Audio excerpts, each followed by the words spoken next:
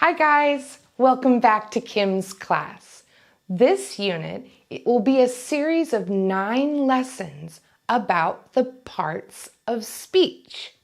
For many of you, this will be a review, but it's such an important concept when learning English that I feel that it's valuable even if it is a review. It not only helps you write great sentences that are structurally accurate, it also helps you expand your vocabulary.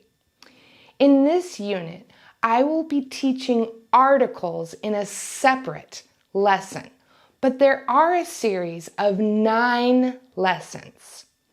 After each of the 9 lessons, there'll be a link for you to practice what you have learned. You'll find that link in the description of each of the 9 videos. So let's look at the 8 parts of speech. Most linguists say that there are 8. Each part of speech explains not just what the word is, but how the word is used.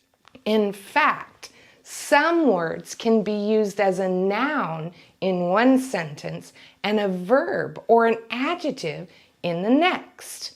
For example, we have nouns, verbs, adjectives and articles, adverbs, pronouns, prepositions, conjunctions, and interjections.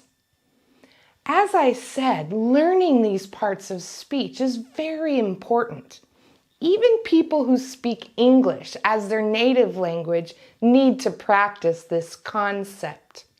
But English sentences can all be divided into their parts of speech. When we know these parts of speech, it can help you understand much better. It helps with your listening, your reading, your writing, and your speaking skills. See why that might be valuable? When you study vocabulary, it's also very important that you pay attention to the parts of speech. Today's lesson is on prepositions. The objectives for today say, I can define a preposition. The next objective says, I know what most prepositions indicate. And the last objective says, I understand how to determine if the word is a preposition based on finding the object of the sentence. Prepositions are common words which begin prepositional phrases. Prepositional phrases are groups of words that work together.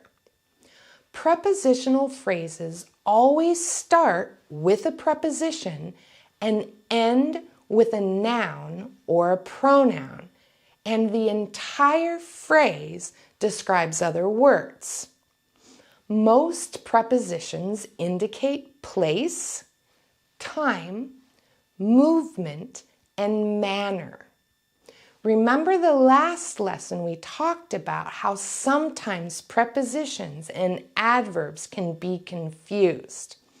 A preposition requires an object. An adverb does not. There is always a noun or a pronoun after a preposition. A preposition is used with a noun or pronoun. And remember that a gerund is the verb in the noun form. The noun or pronoun is used with it. It's called the object of the preposition. Remember, this is how we can tell if the word is being used as an adverb or a preposition. For example, the book is on the table. Here, the preposition on relates to its object, the table, which is a noun. We also have the sentence, I gave a book to him. The preposition to is relating to the object, which is the pronoun him. That makes the word to a preposition. Let's look at the example of a preposition with a gerund. I plan my day around studying. The preposition around refers to the object studying. When you find a word that you think might be a preposition, look for the object. Say the preposition and then ask what. If there is a what or a when, you have a preposition. For example, he jumped in. In what? If there's no answer, then in is not a preposition. If it said, he jumped in the lake, then you know you have a preposition because in is referring to the object lake. So that's just a brief lesson on prepositions. Let's look at the lesson objectives and see how we did. Can you define a preposition? Do you know what most prepositions indicate? And do you know how to determine if a word is a preposition based on finding the object of the sentence? I think you do. So that's it for today's lesson. Remember that in the description of this video is a link to activities to help you practice what you just learned. But before you go, I'd like to ask you to do a few things.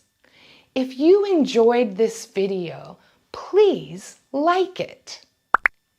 If you think that you would be interested in learning when I post new videos, make sure you subscribe to this channel. How about if you think you have friends that might be interested in learning about parts of speech? Well, share it with them. I would also really enjoy if you would make a comment in the comment section. Try and write a good sentence using the parts of speech you learned today. And lastly, please don't forget what a blessing it is for me to share my passion with you. Thank you from the bottom of my heart for allowing me to come on this journey with you to learn English. Goodbye for now. I can't wait to see you.